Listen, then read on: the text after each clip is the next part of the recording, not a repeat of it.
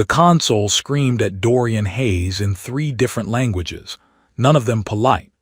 Red warning lights strobed across the cockpit in patterns that seemed almost festive, which struck him as deeply inappropriate given the circumstances. He yanked the control yoke hard to port, felt the shuttle shudder in protest, and watched another chunk of his starboard engine tumble away into the amber void below. Well, he thought, that was probably important.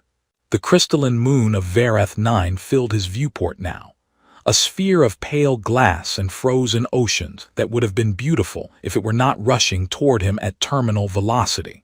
His navigation computer had given up offering suggestions approximately 4 minutes ago, and now simply displayed a message that read good luck in cheerful green letters.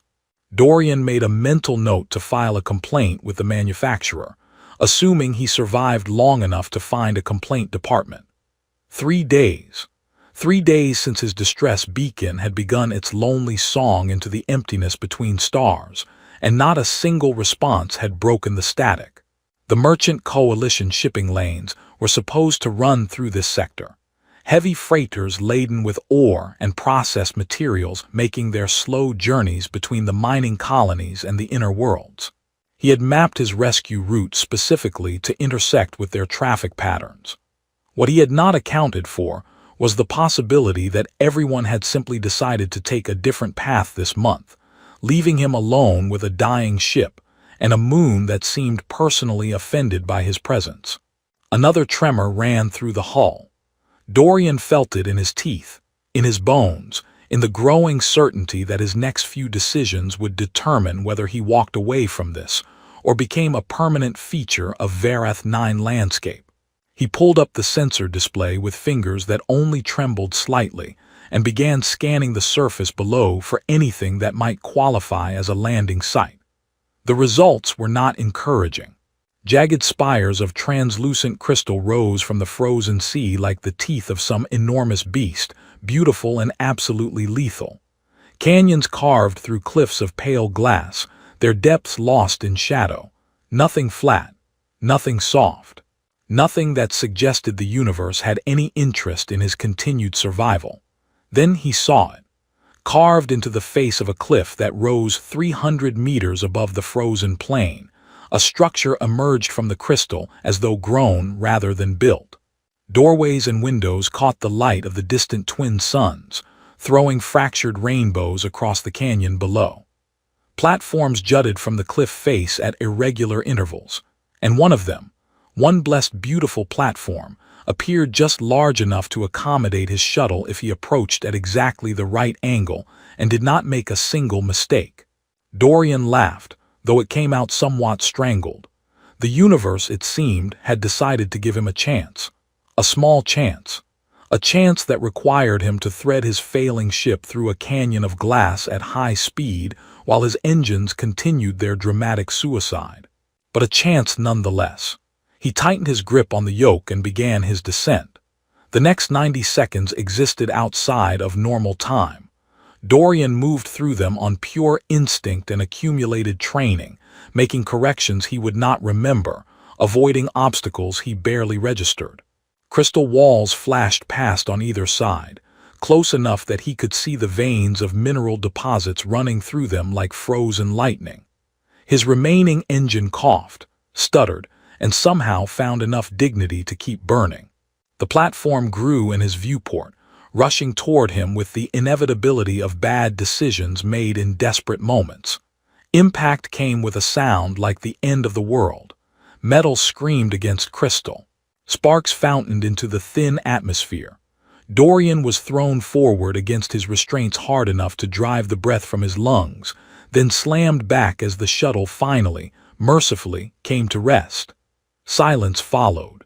Not complete silence, because his console continued to make unhappy clicking sounds, and something in the back of the cabin was hissing in a way that suggested imminent problems, but silence enough. Dorian sat in his pilot's chair and breathed. Just breathed.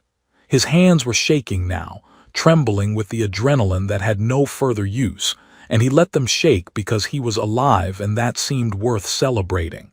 The celebration lasted approximately 30 seconds before practical concerns reasserted themselves. He ran through his survival checklist with the methodical focus of someone who had been trained for exactly this kind of disaster. Environmental suit integrity confirmed. Oxygen reserves at 6 hours and falling, which meant he needed to find an alternative source or accept a rather permanent nap. Emergency rations sufficient for perhaps a week if he was careful. Water recycler functional but making ominous gurgling sounds. Communicator producing nothing but static across all frequencies. Transmitter damaged but potentially repairable given time and tools and a miracle or two. The ship itself was finished. He knew that without needing to inspect the exterior.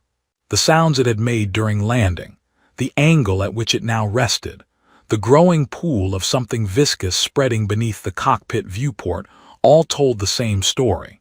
His shuttle had given everything to deliver him safely, and now it was done. Dorian unsealed his restraints and stood, moving carefully through the tilted cabin toward the emergency hatch. His body ached in places he had not known could ache, a comprehensive catalog of bruises that would bloom into spectacular colors over the coming days. The hatch released with a pneumatic sigh, and he stepped out onto the crystalline platform into air that his suit immediately declared unfit for human consumption. The view stopped him cold. He stood 300 meters above a frozen sea that stretched to every horizon, its surface catching the light of the twin suns and throwing it back in countless shattered reflections. The crystal cliffs rose around him like the walls of some impossible cathedral, their pale surfaces threaded with veins of gold and silver that pulsed with their own inner light. Above, the amber sky darkened toward purple at its edges, and he could see the first stars beginning to emerge, unfamiliar constellations wheeling slowly overhead. It was beautiful, devastatingly, impossibly beautiful, and completely empty of anything that might help him survive. Dorian turned his attention to the structure carved into the cliff face. Up close, he could see details that the desperate approach had hidden. The doorways were tall, perhaps 3 meters high, framed by symbols that seemed to shift and rearrange themselves when he looked away and back again. The windows were not glass but empty spaces in the crystal, shaped with precision that suggested technology rather than nature. And there, beyond the nearest doorway, light moved. Not sunlight, not the fractured reflections of crystal catching the amber glow, something deliberate, something that pulsed with soft blue patterns, almost like breathing, almost like a heartbeat. He should be cautious. He knew this. Every protocol, every training manual, every story of first contact gone wrong told him to approach slowly, to observe, to gather information before making any move. His oxygen reserves told him a different story. 6 hours was not enough time for caution. 6 hours was barely enough time for hope. Dorian checked his equipment one final time. No weapons, because rescue pilots were not supposed to need them. Basic medical kit, emergency tools, a translation device that cheerfully informed him it contained linguistic databases for over 4,000 known languages, though it seemed unable to identify the symbols carved into the doorway. He squared his shoulders, took a breath of recycled air that tasted of metal and fear, and walked toward the light. The interior of the structure opened before him like a flower made of crystal and shadow. Walls rose to heights that his eyes could not fully measure, their surfaces covered in more of those shifting symbols, in patterns that suggested star charts or circuit diagrams, or perhaps both. The light he had seen from outside emanated from panels set into the ceiling far above, soft blue illumination that cast no shadows and seemed to come from everywhere at once. And there, standing at the far end of what he could only think of as an entrance hall, watching him with eyes that held the color of violet storms, stood the source of the pulsing light. She was humanoid but not human, that much was immediately clear. Her skin held the pale gray of dawn fog, smooth and somehow luminous, as though light lived beneath its surface. Hair the color of tarnished silver fell past shoulders held rigid with what might have been tension, or might have been simple alien posture. Long ears, elegantly pointed, swept back from her face and angled toward him in a way that suggested acute attention. And across her collarbones, her temples, the exposed skin of her arms, patterns of bioluminescence pulsed in sequences he could not begin to interpret. She was beautiful. She was terrifying. She was the first alien being he had ever encountered, and she was staring at him as though he had just tracked mud across her favorite carpet. Dorian raised his hands in what he hoped was a universal gesture of peaceful intent. His translation device chirped uselessly in his ear, offering no assistance whatsoever. The woman's luminescent patterns shifted from blue to something cooler, more guarded, and she took a single precise step backward. He had found shelter. He had found life, and he had absolutely no idea what to do next. The standoff lasted for what felt like hours, but was probably closer to 2 minutes. Dorian stood with his hands raised while the gray-skinned woman watched him with those violet eyes, her bioluminescent patterns cycling through colors he had no framework to interpret. Blue shifting to green, shifting to something that might have been yellow if yellow could feel suspicious. His translation device continued its cheerful silence, apparently stumped by the complete absence of any sound from her direction. She communicated through light. The realization dawned on him slowly, piecing itself together from the rhythmic pulses across her skin, the way her patterns seemed to respond to his movements, the utter stillness of her lips. Her people had evolved beyond sound, beyond the crude vibrations of air that humans used to convey meaning. They spoke in luminescence, in frequencies and sequences that his eyes could see but his brain could not decode. Wonderful, Dorian thought.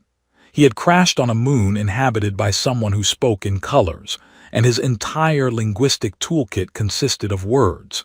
He tried speaking anyway, because silence felt worse than failure. His voice emerged rough from disuse and stress, filling the crystalline chamber with sounds that seemed almost offensive in their clumsiness. He told her his name. He explained that his ship had crashed, that he meant no harm, that he needed help. The words bounced off the walls and disappeared into the vast space above them, and she watched him produce them with an expression that might have been fascination or might have been the way someone watches a particularly confused animal attempt to solve a simple puzzle. When he finished, she tilted her head slightly, her long ears angled forward, then back. The patterns across her collarbones pulsed in a sequence that repeated 3 times before fading. Then she turned and walked deeper into the structure, pausing once to look back at him with what he chose to interpret as an invitation to follow. He followed. What else could he do? The observatory revealed itself in stages as she led him through corridors that curved and branched like the passages of some enormous shell.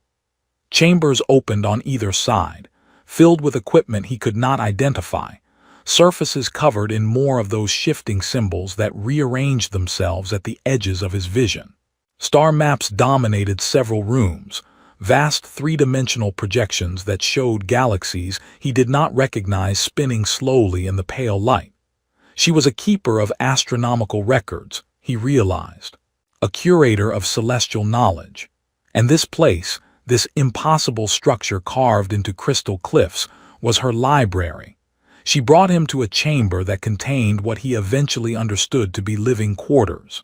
A raised platform that might serve as a bed. Storage containers built into the walls. A window that looked out over the frozen sea far below, now gilded by the setting of one of the twin suns. She gestured toward the space with precise movements, patterns of soft blue pulsing across her skin, and then retreated to the doorway where she stood watching him with that same unreadable expression. He was being given a room, shelter, a place to exist within her domain that was not directly under her observation. The relief that washed through him was profound enough to weaken his knees. He would not die today, probably, unless the room was actually some kind of elaborate trap, but at this point he was willing to take that chance. The woman remained in the doorway for a long moment, her violet eyes cataloging him with scientific precision. Then her patterns shifted to something cooler, almost dismissive, and she turned and disappeared into the corridor beyond. Her footsteps made no sound. Of course they did not. Sound was not her medium. Dorian sat on the edge of the platform bed and allowed himself a small laugh that bordered on hysteria. He had made first contact with an alien species. He had been given shelter by a being who communicated through bioluminescence. He had absolutely no way to tell anyone about it because his transmitter was currently a collection of sparking components scattered across his ruined cockpit. The universe, it seemed, had a sense of humor that leaned toward the cruel. He slept eventually, exhaustion overriding fear, and woke to find a container of water and something that might have been food waiting just inside his doorway. She had entered while he slept, left her offerings, and retreated without waking him. The distance she maintained was precise, mathematical. He was beginning to understand that nothing about her was accidental. The days that followed established a pattern built on careful isolation. Dorian spent his mornings salvaging what he could from his ruined shuttle, dragging components through the crystalline corridors to a workspace she had indicated through gesture and pulsing light. His transmitter was damaged but not destroyed, and with time and patience and a few creative applications of emergency tools, he might coax it back to life.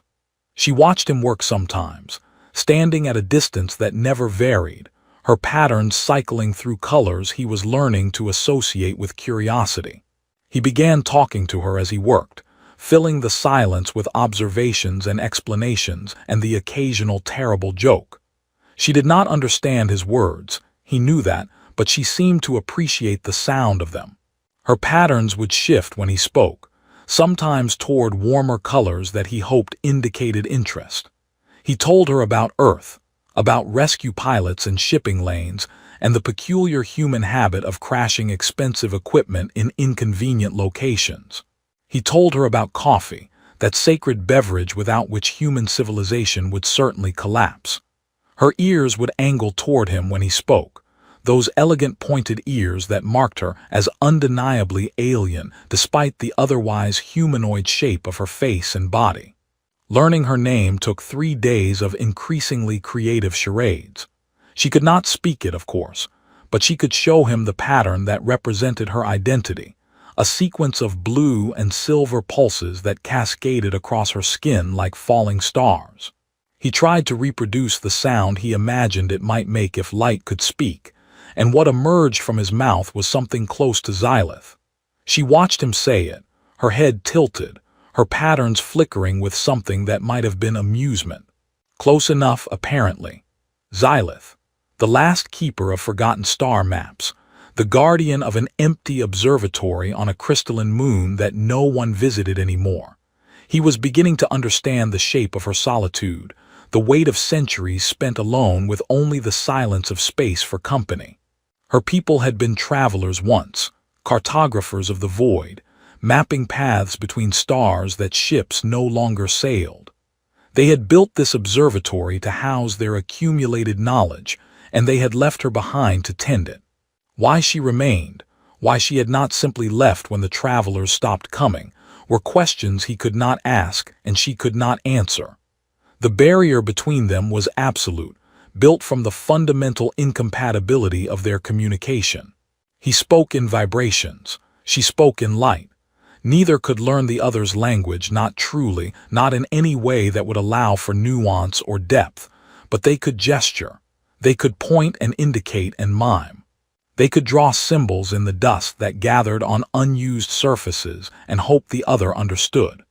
When Dorian needed a particular tool for his transmitter repairs, he would sketch its shape, and she would disappear into the depths of the observatory, returning with something that was close enough to work. When she wanted to show him a particular star map, she would lead him to the chamber and pulse patterns at specific stars until he nodded his understanding. It was communication reduced to its most basic elements. Primitive, she probably thought it, insufficient, but it was something. The tremor came on the 5th day, a shuddering vibration that ran through the crystal walls and set the hanging light panels swaying. Dorian had experienced earthquakes before, the gentle rolling kind that occasionally troubled the tectonically active colony where he had trained. This was different. This felt like the moon itself was shifting, settling into some new configuration that might or might not include the structural integrity of the observatory. He was standing near Xylith when it happened, closer than usual because she had been examining his repair work with something that approached approval. The floor lurched. She stumbled, her careful balance disrupted by forces beyond her control. And Dorian, without thinking, without considering the implications, reached out and caught her arm to steady her. The reaction was immediate and visceral. She wrenched away from his grip as though his touch carried poison, her patterns exploding into shades of crimson and white that screamed alarm across every visible surface of her skin.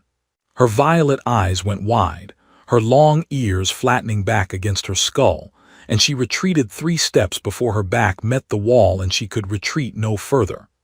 Dorian stood frozen, his hands still extended, his mind racing to understand what he had done wrong. He had touched her, that was all. A simple steadying gesture that any human would have appreciated.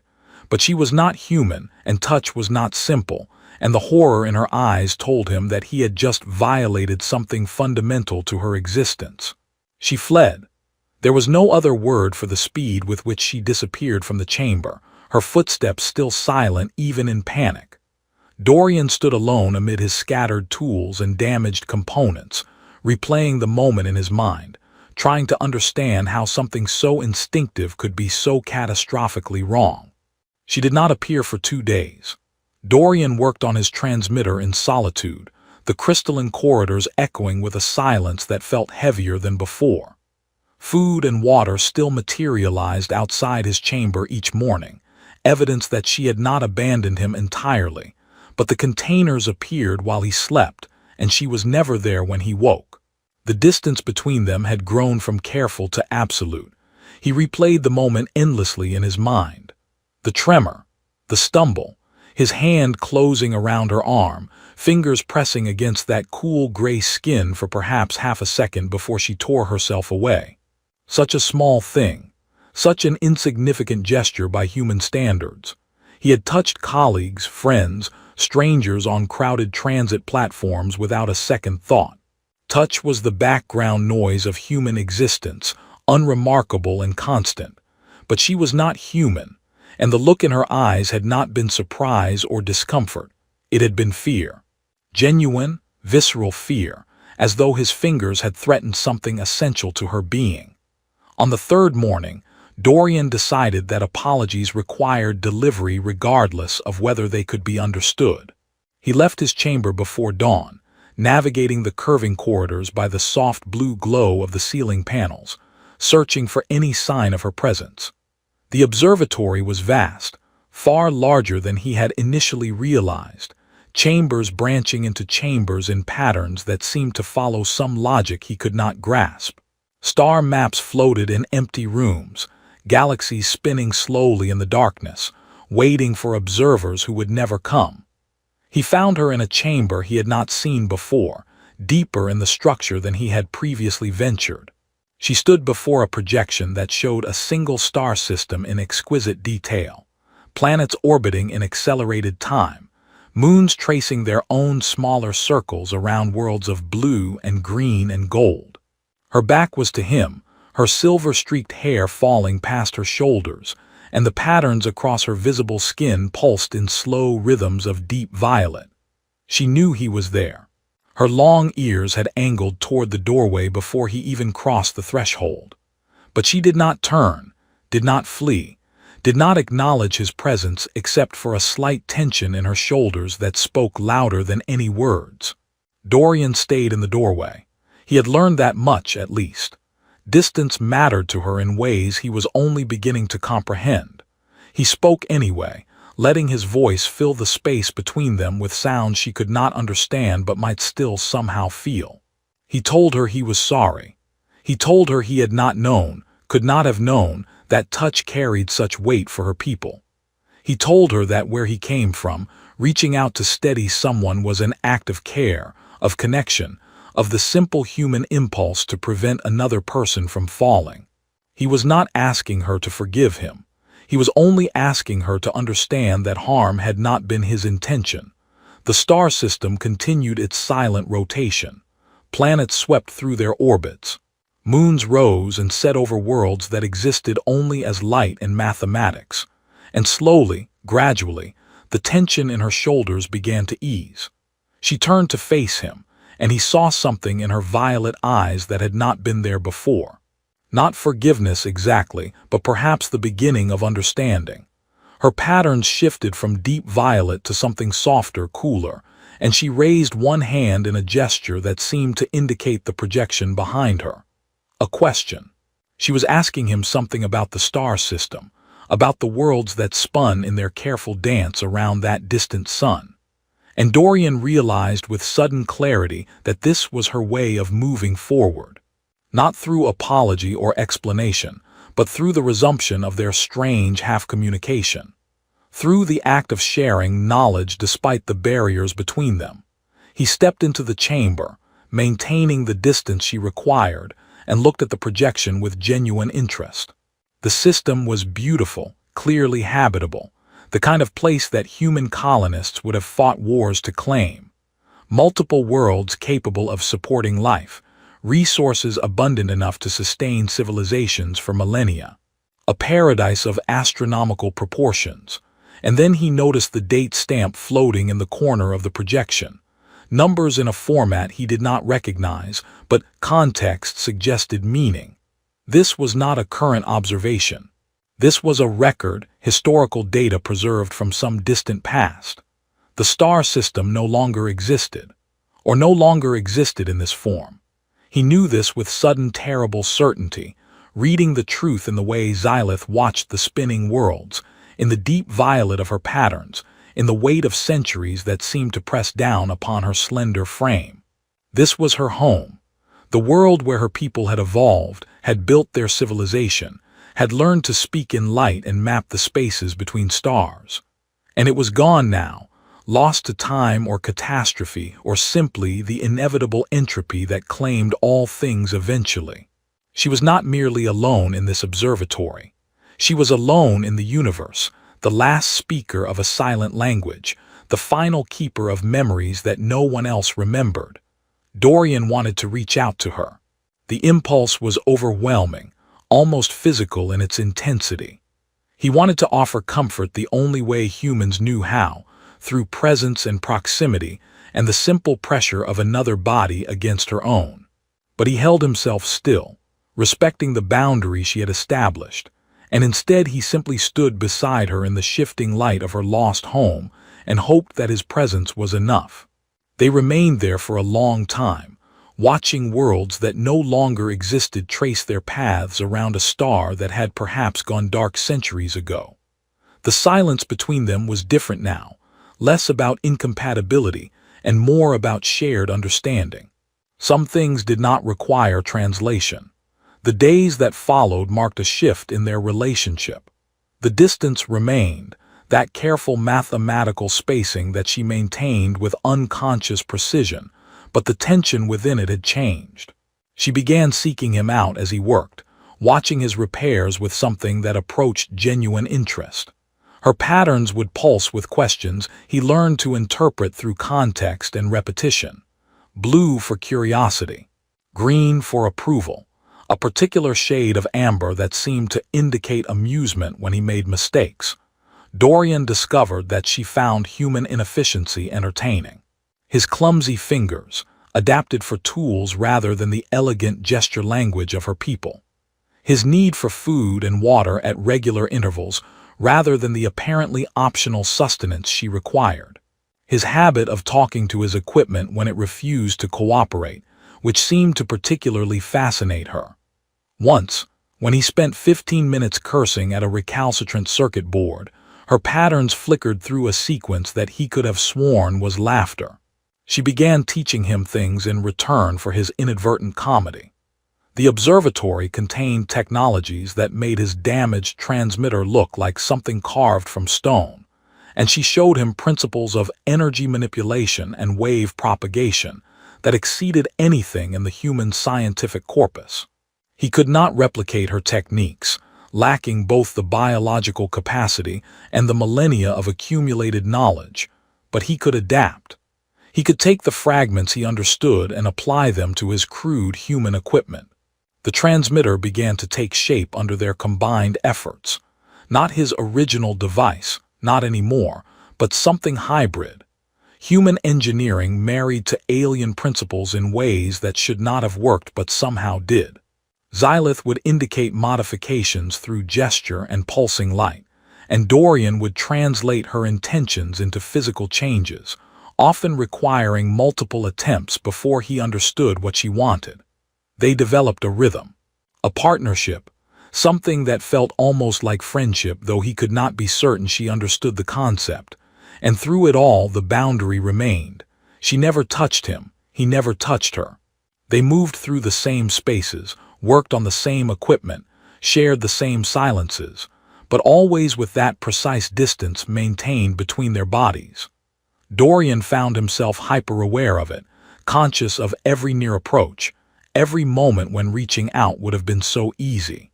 He kept his hands to himself and pretended it did not feel like a kind of loss. One evening, as the twin suns began their descent and the crystalline walls erupted into cascades of fractured color, Xylith led him to a chamber he had never entered. Shelves lined the walls, filled with objects he could not identify, artifacts from a civilization that had scattered to the stellar winds. She selected something from a high shelf and brought it to a table where the light could catch it properly. It was a container, small, elegant, made from material that shifted color as it moved. She opened it with careful reverence and tilted it toward him so he could see the contents. Dark powder. Granular, slightly oily in appearance, with an aroma that rose to meet him as she opened the lid. An aroma that was somehow, impossibly, achingly familiar. Coffee, or something close enough to coffee that his brain refused to acknowledge the difference. She had been paying attention. All those rambling monologues about human necessities, all those jokes about civilization collapsing without proper caffeine delivery, and she had remembered. She had searched through the artifacts of her lost people and found something that might serve, and she was offering it to him with patterns of soft, warm gold pulsing across her skin. Dorian stared at the container, then at her face, then back at the container. His throat felt tight in a way that had nothing to do with the thin atmosphere his suit filtered for him. She had given him a gift. She had crossed some invisible line within herself to offer him this small kindness. And he could not even thank her properly, because words meant nothing and touch was forbidden, and all he had was the expression on his face, the moisture gathering in his eyes, the helpless smile that spread across his features despite his best efforts to contain it. Her patterns flickered with uncertainty, then warmed as she read whatever she could read in his human reactions. Understanding passed between them, imperfect but real. Some things truly did not require translation. The transmitter hummed with power it had never possessed before.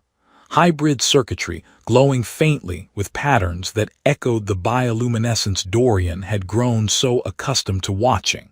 3 weeks of work had transformed his crude human equipment into something elegant, something that bridged the gap between technologies separated by millennia of divergent evolution. He ran his fingers along the casing and felt the warmth of energy waiting to be released. Tonight, he would send his signal. Tonight, after 18 days of silence, his voice would reach out across the void, and someone might finally answer. He should have felt relieved. He should have felt triumphant. Instead, he found himself standing at the window of his borrowed chamber, watching the twin suns paint the frozen sea in shades of amber and rose, and feeling something that sat uncomfortably close to reluctance. The observatory had become familiar in ways he had not anticipated. The curving corridors that once seemed labyrinthine now felt like paths worn comfortable by repetition. The soft blue glow of the ceiling panels had replaced the harsh artificial lights of spacecraft in his visual vocabulary of safety. And Xylith, the gray-skinned keeper of forgotten stars, had become something he could not easily name, but knew he would miss with an intensity that surprised him. She found him there as the first sun touched the horizon, her footsteps silent as always, her presence announced only by the soft pulse of light across his peripheral vision. He had learned to sense her approach through other means now, through the subtle shift in the air, through some awareness that had developed during their weeks of proximity. She stood at the distance she always maintained, her violet eyes reflecting the sunset colors that flooded through the crystalline walls, and her patterns cycled through shades he had come to recognize as contemplation. Dorian turned to face her, and the words he had prepared dissolved into uselessness. What could he say? Thank you seemed inadequate. Goodbye seemed impossible. The language barrier that had defined their relationship from the beginning loomed larger than ever now that it threatened to become permanent. She moved toward the star-mapped chamber, a gesture that had become invitation, and he followed as he always did. But tonight she did not stop at the usual displays, the rotating galaxies and orbital projections that had filled so many of their shared hours.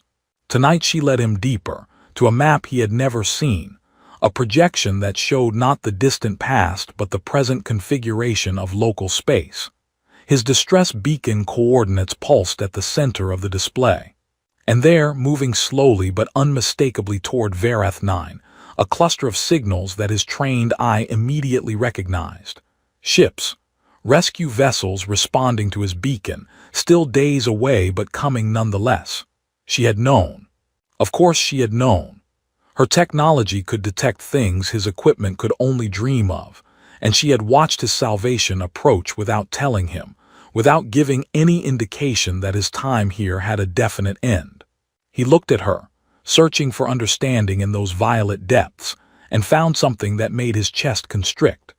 Her patterns were cycling through colors he had never seen before, slow waves of deep blue and silver that seemed to emanate from somewhere beneath her skin rather than across its surface.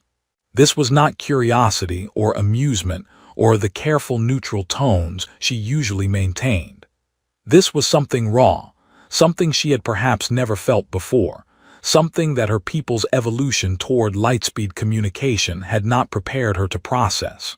She was afraid, not of him, not anymore, but of something else entirely, of the emptiness that would return when he was gone, of the silence that had been her companion for centuries and would be her companion again, of the way this strange, loud creature had somehow made her observatory feel less like a tomb and more like a home. Dorian understood because he felt it too, that peculiar grief for a loss that had not yet occurred. He had crashed on this moon expecting to die, and instead he had found something he had not known he was missing. Connection. Purpose. The simple, profound comfort of another consciousness sharing space with his own, even across barriers that should have made such sharing impossible. The twin suns continued their descent, and the crystalline walls erupted into their evening display of fractured light. Rainbows cascaded across every surface, transforming the chamber into a cathedral of color that seemed to celebrate and mourn simultaneously. Xylith stood in the center of it all, her gray skin catching the light, her silver-streaked hair glowing with reflected fire, and her patterns pulsing with that deep, slow rhythm of unnamed emotion. Her shoulders began to tremble. It was slight at first, barely perceptible, a vibration that might have been attributed to the building settling or the temperature dropping as night approached. But Dorian had spent weeks learning to read her body when her light language remained opaque, and he recognized the trembling for what it was. Something inside her was breaking loose, some dam of centuries-old control finally giving way under the pressure of feelings she had no framework to contain. He did not think. He did not consider the consequences or the boundaries or the fear she had shown when he touched her before.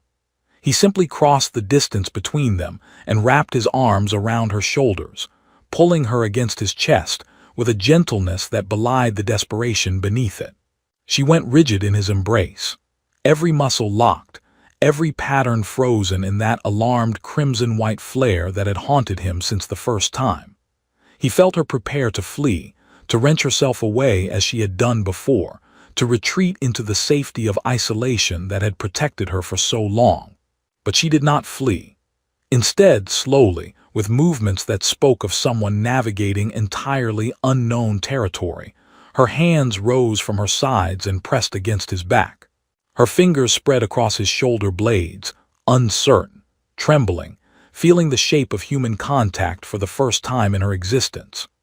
The patterns across her skin shifted from alarm through confusion through something that might have been wonder, cycling faster than he had ever seen them move before settling finally into a color he did not recognize. Warm, soft. The color of light filtered through honey, of amber sunsets, of something precious finally found after a lifetime of searching. She did not understand what was happening inside her chest. He could feel that incomprehension in the way she held him, experimental and reverent, as though he were an artifact from a lost civilization that she was cataloging for the first time. Her people had evolved beyond this. They had decided somewhere in their distant past that physical contact was primitive, unnecessary, a distraction from the purity of light-based communication. They had forgotten what bodies could say to each other through simple proximity. But Xylith was remembering now. Or perhaps not remembering but discovering, learning something entirely new about the vessel she had inhabited for centuries without truly knowing. Her face pressed against his shoulder, her breath warmed through the fabric of his suit, and she made a sound that startled them both. A sigh, soft and wondering and completely involuntary. She could make sounds.